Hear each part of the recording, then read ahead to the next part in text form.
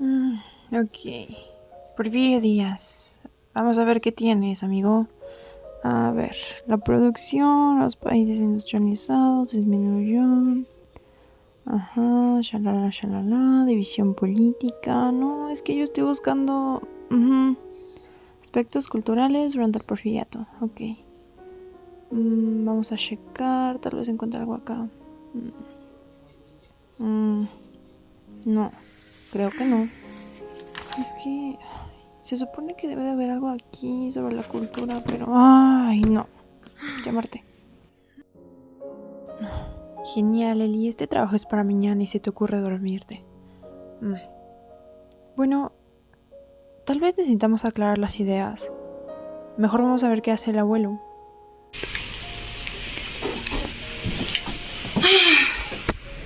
¿Qué te pasa, mija?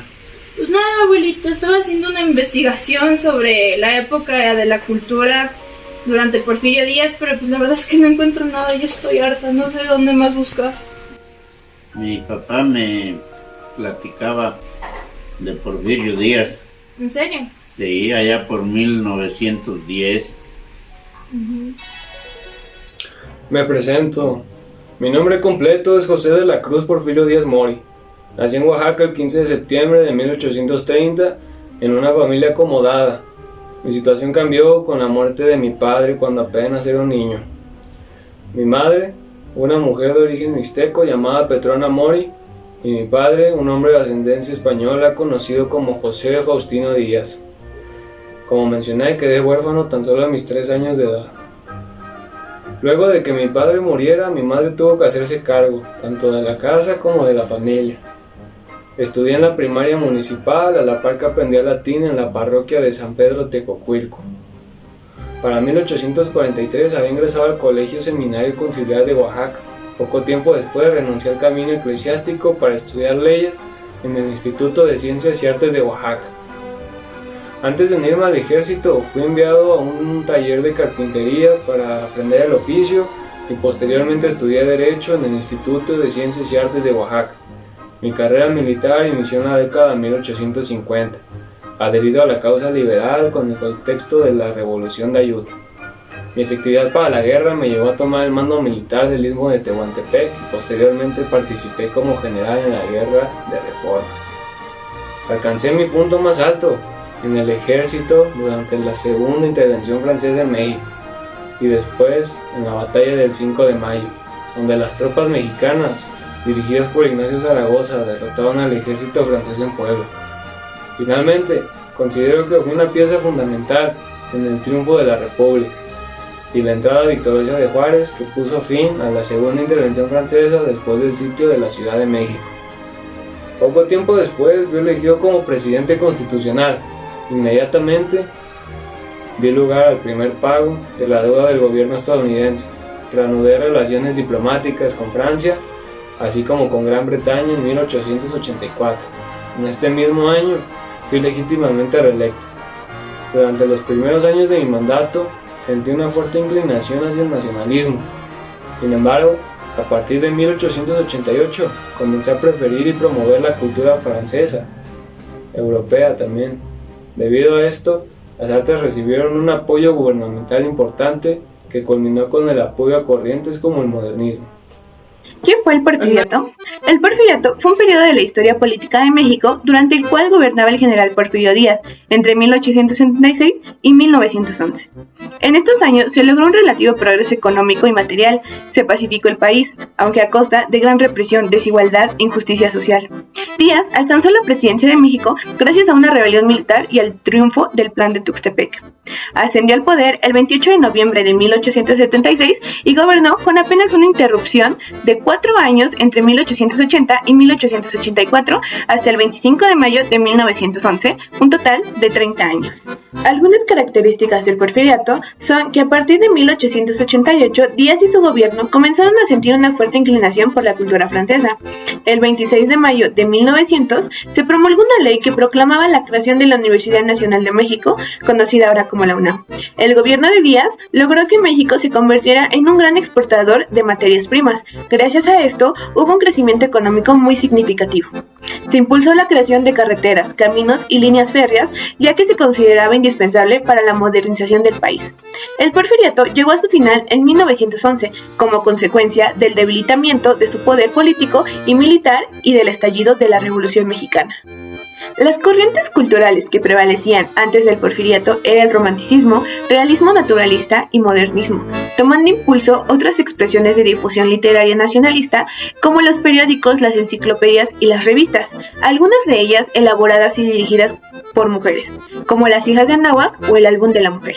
Escritores e intelectuales con textos patrióticos como Justo Sierra, Vicente Riva Palacio, Ignacio Manuel Altamirano, o las publicaciones de novelas de Refugio de Toscano o crónicas como la de la Madame Calderón de la Barca, Vida en México. Formaban parte de la cultura mexicana antes de la llegada del porfiriato. La cultura durante el porfiriato se dividió en dos etapas. La primera etapa fue de 1876 a 1888. En estos años se notó una fuerte inclinación en el auge del nacionalismo mexicano, donde siempre se estuvo vinculado con la Revolución Mexicana.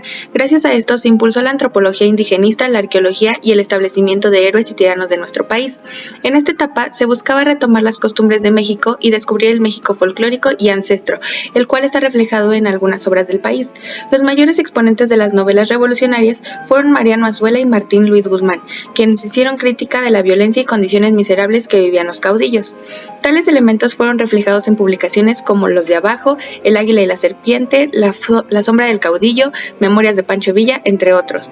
En las artes plásticas se llenó de acentos nacionalistas y revolucionarios, todo esto mediante elementos prehispánicos, criollos, indigenistas, religiosos y de crítica al viejo régimen, que quedaron plasmados en paisajes y murales hechos por Frida Kahlo, María Izquierdo, Rufino Tamayo, entre otros. Todo esto en realidad se realizó encaminado a obtener una identidad que representara y caracterizara lo que significaba ser mexicano en esta época. Por otra parte, tenemos la segunda etapa, la cual va de los años 1888 a 1911. Esta etapa se caracteriza por dejar de lado el nacionalismo y modernismo, y asimismo enfocarse en imitar a la cultura francesa en la zona del centro del país. La pintura tuvo dos vertientes, la europea y la nacional. Las nuevas corrientes del realismo y modernismo estuvieron representadas con la producción poética y novelística de Emilio Rabasa, Amado Nervo, Manuel Acuna, Federico Gamboa, entre otros. Se dio una gran actividad en el Conservatorio de Música y cobraron popularidad las obras de Felipe Villanueva, Juventino Rosas y Manuel Ponce. La música formal recibió gran impulso, sobre todo en la producción del marcado romanticismo en música de salón. El compositor más creativo y con mayor obra fue sin duda Ricardo Castro, en quien se nota la marcada influencia europea al grado de considerarse el mejor músico de su generación. En esta época los estilos más escuchados eran las mazurcas, las polcas, el vals, óperas, zarzuelas y marchas militares. En el teatro se introdujo una nueva forma de producción teatral, implicada con una serie de factores sociales y económicos. La comercialización del teatro provocó la convergencia de dos tradiciones teatrales, el género chico español y el teatro popular mexicano. En la arquitectura, el movimiento neoclásico y filosófico se observa en nuevos edificios religiosos, civiles y militares. El Art Nouveau y el Art Deco fueron estilos introducidos dentro del Palacio de Bellas Artes, todo esto para marcar el carácter que identifica a la nación mexicana con simbología grecorromana y prehispánica. Entre los arquitectos criollos se puede citar a Damián Ortiz y a Francisco Eduardo Tres Guerras. En estos espacios arquitectónicos podemos ver la gran influencia francesa en los grabados y murales que se pueden representar. En esta época, el muralismo llega a ser una de las expresiones más representadas de la cultura, y fue el llamado género chico mexicano. Así es como podemos ver que en esta época del porfiriato se dio un afrancesamiento en la vida artística y cultural, tanto en la moda, en el mobiliario, en la arquitectura y en los espectáculos, como lo fue la ópera, la música y el teatro. Después del porfiriato llegó la Revolución Mexicana, que fue un movimiento armado que inició el 20 de noviembre de 1910. Hablando culturalmente, es muy claro el antes y el después del país, pues como a lo largo de nuestra historia, cualquier conflicto armado trae consecuencias a todos los ámbitos. Sin duda, esos años de violencia, incertidumbre, emoción y agitación, México vivió un renacimiento cultural único. La música. Nos concentraremos en los corridos, los cuales son canciones con historias de la lucha armada y que marcaron el ámbito musical, ya que al ser protagonizados por los jefes políticos, militares y personajes relevantes entre la población, destacan todas las aventuras de aquella época. De las composiciones más emblemáticas está la Adelita, que cuenta la historia de una valiente mujer, Adela Velarde Pérez, quien destacó su participación durante la Revolución. En su honor nombraron Adelitas a todas las mujeres que desempeñaron un papel importante en este acontecimiento para México. La comida. Durante la Revolución Mexicana hubo algunos cambios en la cocina, debido a la escasez de recursos y a los largos viajes que hacían las tropas. Se tenía que improvisar con los ingredientes que tenías a la mano. Por el camino se recolectaban algunas semillas, chiles, verdolagas e incluso se realizaban trueques por frijoles y tortillas. Así le dieron vida a los platillos típicos que hoy en día seguimos degustando, como las gorditas, quesadillas, caldos, atoles y salsas. El cine. Durante y después de la Revolución, el cine fue un ámbito importante que demostró de cerca los hechos ocurridos. A partir de este evento, los cineastas nacionales e internacionales se interesaron en incursionar en el género documental. Fue así que surgieron innumerables largometrajes que mostraban muy de cerca a los personajes más destacados de la época, como Porfirio Díaz, Francisco I. Madero, Emiliano Zapata o Francisco Villa. La producción del cine en esos años fue principalmente un mayor desarrollo para este ámbito. Artes. En cualquier contexto mundial, el arte siempre resulta una bellísima expresión del sentir social o individual. En este caso, las artes no fueron la excepción, y durante y después de la Revolución, algunos pintores retrataron los rostros de la época, pero el movimiento artístico que heredó la Revolución Mexicana fue el muralismo, que se apega a las ideologías políticas que muestra discursos más sociales en las obras de Diego Rivera, José Clemente, Orozco y David Alfaro. Ellos son representantes del muralismo, se plasmaron en los cambios nacionales tanto positivos como negativos. Tienes razón, abuelito, ¿cómo no lo pensé? Muchas gracias. No hay de qué. Vale, entonces voy a hacer mi tarea. Dale.